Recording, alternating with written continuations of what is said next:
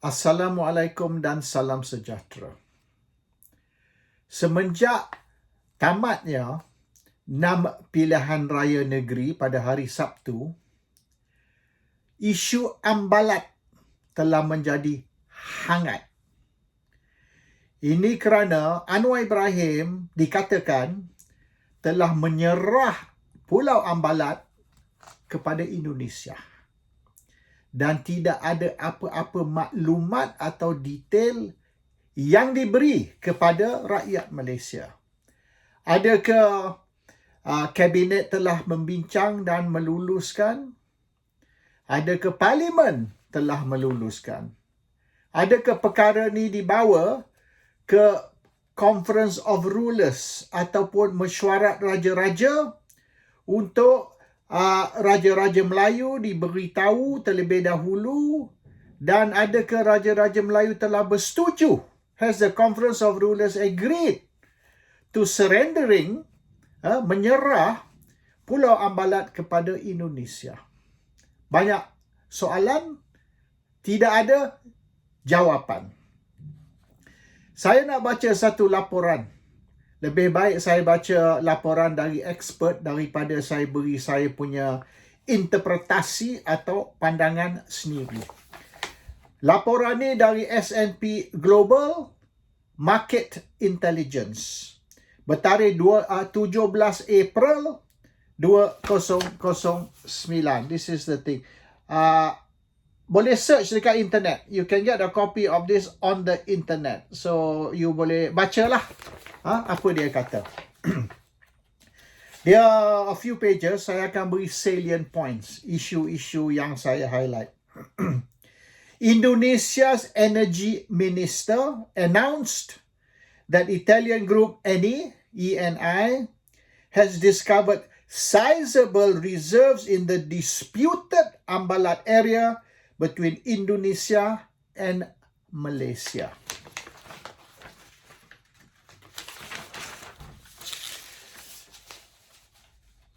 Now, Indonesia's energy minister Purnomo Yugisiantoro has announced that Italian oil group ENI has found a large reserve of oil dan actually gas jugalah in the Ambalat area of the east coast of Borneo Island, which is disputed between Indonesia and Malaysia.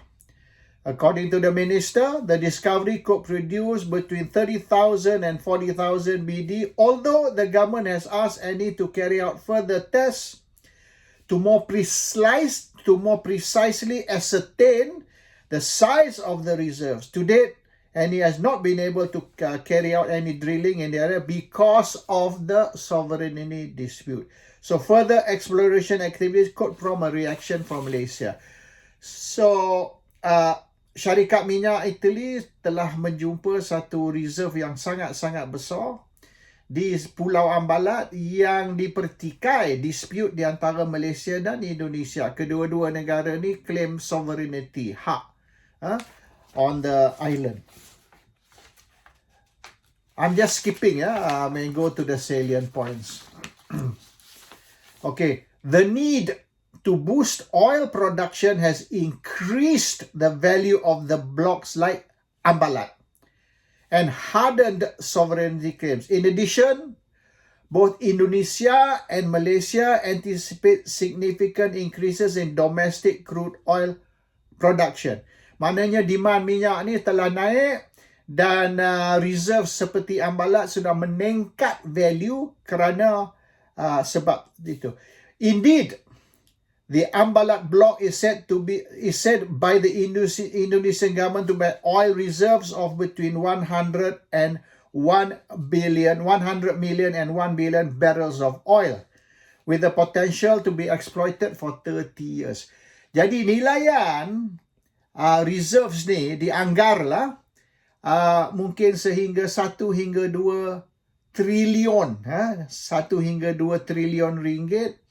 Dan reserves dia boleh di-exploit selama 30 tahun. So 30 years exploration, extraction Dan we're talking about 1 to 2 trillion ringgit harga hari ni, nilai hari ni, which could go up sekiranya masalah Ukraine war ni, peperangan di antara Ukraine dengan Russia ni tak selesai.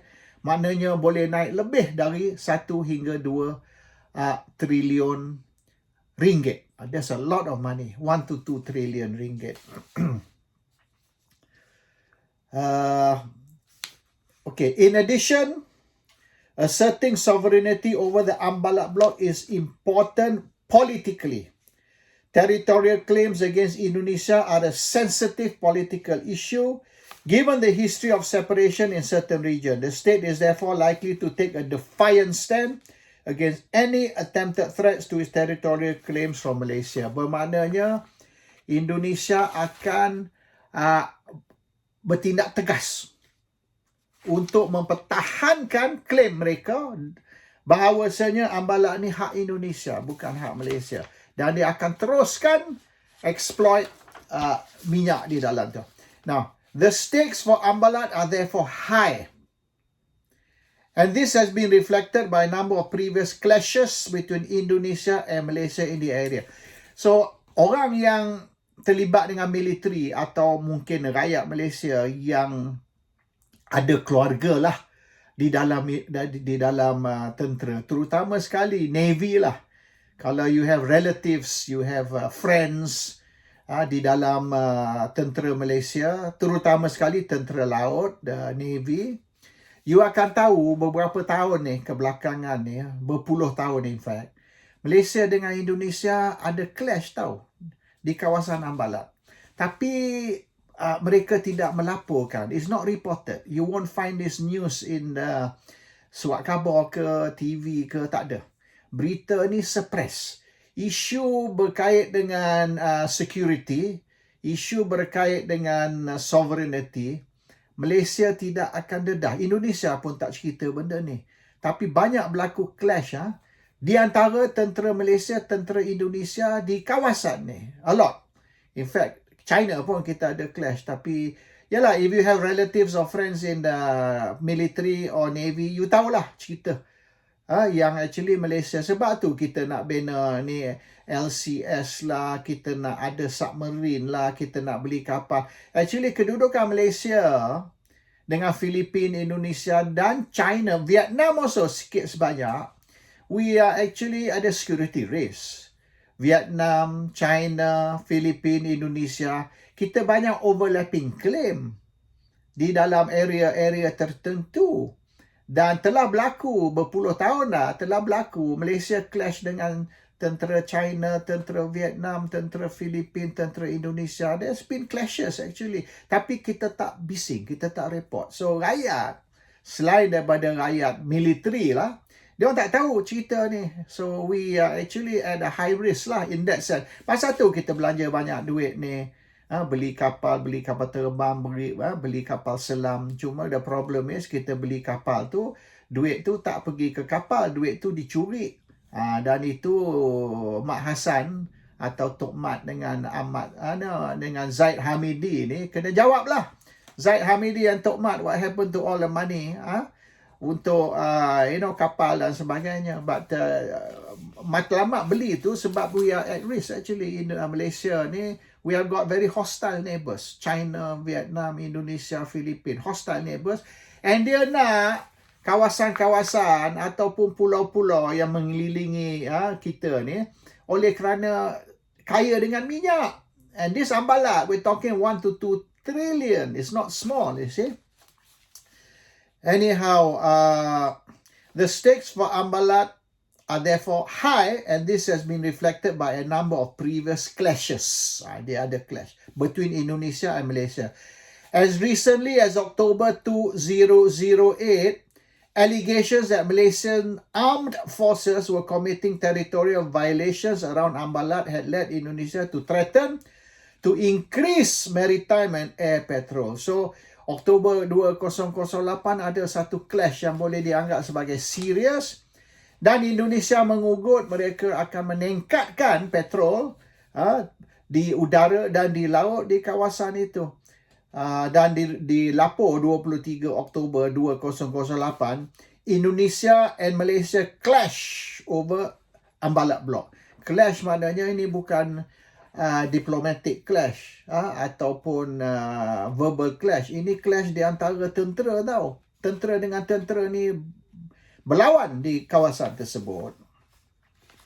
So this is basically a report lah, ya.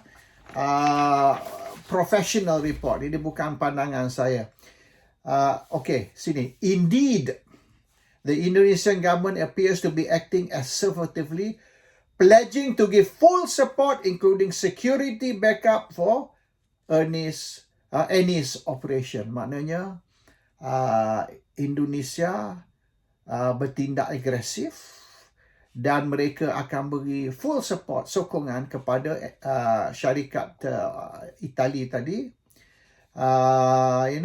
untuk dia meneruskan exploration. Bermaknanya tentera akan backup. So, ringkas cerita, Indonesia akan menceroboh kawasan dan tentera akan menjaga keselamatan di situ to make sure Malaysia tidak bertindak balas. Mana perang lah. Malaysia has shown its willingness to defend. Malaysia pula, itu Indonesia. Malaysia has shown its willingness to defend territorial claims over Ambalat in the past, and will do so again, and exploring attempts by any are only likely to raise bilateral tensions. Both Malaysia and Indonesia maintain naval patrol. Maknanya Indonesia dan Malaysia, kedua-dua, ada kapal Navy di kawasan tersebut, dan Malaysia akan bertindak menggunakan militeri sekira Indonesia berdegil, dan Indonesia juga menggunakan militeri untuk mempertahankan hak mereka. So, ringkas cerita, this is the report yang saya duk baca tadi. So, ringkas cerita, Malaysia juga akan bertindak melalui militeri punya action untuk claim territorial rights. So, this issue Ambalat ni is actually, kita tak tahu, rakyat Malaysia ni tidak diberitahu. This is the problem. Banyak perkara yang penting yang kerajaan tak bagi tahu kita. Ni cerita ni 2008, 2009, masa tu Pak Lah Perdana Menteri 2008. Kita dah ada bergaduh dah dekat kawasan situ. Tentera Malaysia, tentera Indonesia bergaduh dah. Clash dekat kawasan situ. 2009 report ni keluar. Masa tu Najib sudah Perdana Menteri. In fact, report ni keluar April 2009. Masa Najib ambil alih, masa April 2009 tu. So this has been going on since Pak Lah until now. Boleh dikatakan tension dan clash, banyak kali clash, bukan sekali di kawasan tersebut. Dan laporan ni kata kemungkinan besar sekira tidak selesai, Malaysia dan Indonesia tidak boleh selesai territorial claim ataupun membuat satu persetujuan di mana mereka akan ada joint operation atau joint venture dalam tu. Ini mungkin akan timbulkan peperangan ni. Dulu kita ada konfrontasi masa tu tahun 60-an, saya sekolah lagi. Saya masa tu form 1 baru, masa konfrontasi Indonesia dan Malaysia. Ini boleh tercetusnya konfrontasi 2.0. And this has been going on for a long time. 30 tahun ni tak selesai. So baru ini Anwar selesai. Anwar selesai dengan menyerah kuasa, menyerah sovereignty ataupun hak Pulau Ambalat ni kepada Indonesia. Hari ini Indonesia sudah buat pengumuman.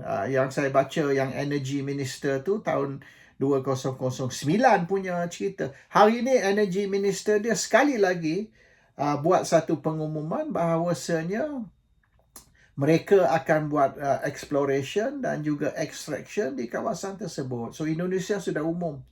Maknanya they are going to start lah drilling on the oil and apa semua. So potential dia bergantung kadang-kadang reserve ni dia estimate could be more. They give you the lesser estimate lah, tapi estimate dalam 1 hingga 2 trilion. Dan boleh naik sekira ni Ukraine dan Russia terus berterusan peperangan dan ini mengendalikan supply minyak. And nampaknya China pun memang nak beli banyak minyak dari Russia. So if China ambil semua supply minyak, dah lah kurang, maknanya ambalat ni is going to increase many more times in itu. So the issue is bukanlah Malaysia Indonesia ni share, tidak. Malaysia serah kuasa kepada Indonesia. So ambil lah, dia kata 1-2 trillion value tu ringgit, 1-2 trillion ringgit value tu you ambil lah. And maknanya satu kerugian besar kepada Malaysia, benda yang dah since maknanya since Pak Lah punya masa lagi. In fact before that lah, before Pak Lah masa, tapi clash tu bermula masa zaman Pak Lah. Clash di antara tentera Malaysia dan tentera Indonesia, berapa orang tercedera, berapa orang mati, dia tak report lah. Dia normally military ni dia don't report. Kalau mati berapa orang ke, atau you bunuh musuh berapa orang, dia merahsiakan. They don't talk about it. Dan memang benda ni China pun ada, Vietnam pun ada. Actually kita clash dengan China, clash dengan Vietnam. Ada komando dan saya pun ada kawan lah. Saya dalam kawan sekolah saya dalam tentera. Dia cerita, dia kata China ni menceroboh kawasan kita, kita hantar komando, kita tembak mati semua. Tapi tak ada report lah. China pun tak report, Malaysia pun tak report. So there has been incidents, banyak incidents, di masa-masa yang lepas. 30-40 tahun dah benda ni berlaku. And Ambalat is one such area lah. Di antara Malaysia Indonesia, di mana tembak-menembak, clash dan sebagainya. How many people died? Tak ada. Dia tak cerita. Nobody will talk about it. Kalau ada kawan baik ke keluarga dalam militeri, dia bisik je lah. Tapi janganlah, dia kata, jangan masuk internet lah benda ni. Kalau tidak, benda ni security issue, they can come for you. Macam kes ni Julian Assange ni. Dah 12 tahun dah Julian Assange ni. Tak boleh dah ke mana sebab Amerika regard him as a breach of security. So dia Julian Assange lepas 12 tahun ni masih berperang, masih nak to try to settle his case, tapi sampai hari ni Amerika tak lepas 12 years dia terperangkap dalam tu.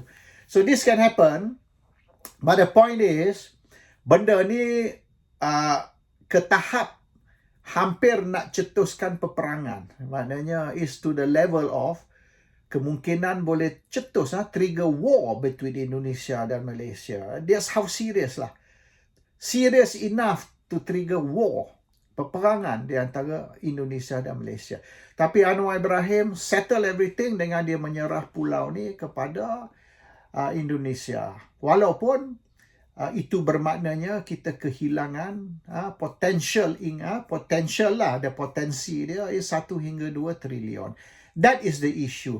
Tapi what is more important is Anwar bertindak ni atas kuasa apa? I think that is what orang semua duk tanya ni. What powers? Executive power. You Perdana Menteri, you ada executive power. Tapi your executive power ada limit tau. Ada limit. Kalau Anwar misalnya nak declare war dengan China lah, Anwar tak boleh seorang diri tahu. Just declare war. Dia kena terlebih dahulu, call a cabinet meeting and then pergi menghadap Agong, sembah ini kepada Agong. Agong kena call conference of rulers, mesyuarat raja-raja untuk bincang dia punya proses tu. Anwar has to go through a process.